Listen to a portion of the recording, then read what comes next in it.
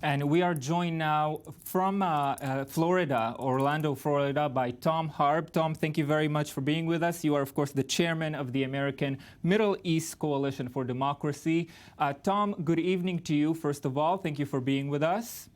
Good evening.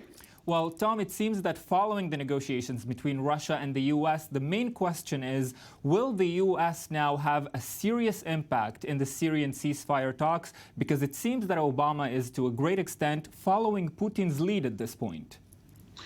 I don't think the U.S. has a policy towards Syria at the present time. And if even he follows the steps of Putin, the Congress will not allow him to follow the lead of Putin, of his foreign nation. Therefore, the endorsement of the UN and the peace talk at the UN on Friday, it really has no meaning. And the reason it has no meaning, because usually in order to achieve peace in Syria, you have to have two ingredients. The first one, either you will do it by force to eliminate the foe, the enemy, in this case, ISIS and al-Nusra, these two major groups, or you get the enemy to sit on the table for negotiations. Those enemies, they control 70% of the land of Syria. I listened last week, or I watched an interview with the Emir of al-Nusra. He had somewhere in Syria for about 50 minutes.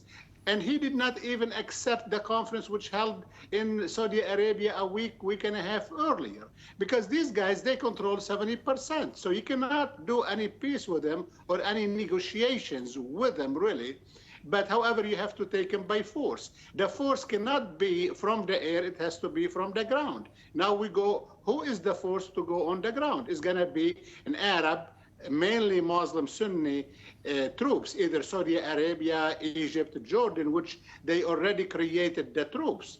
Now, if they enter into Syria, they're going to start, the first people other than the ISIS and al-Nusra, they're going to start, eliminating, terminating. Iran is going to step in and defend its own territory.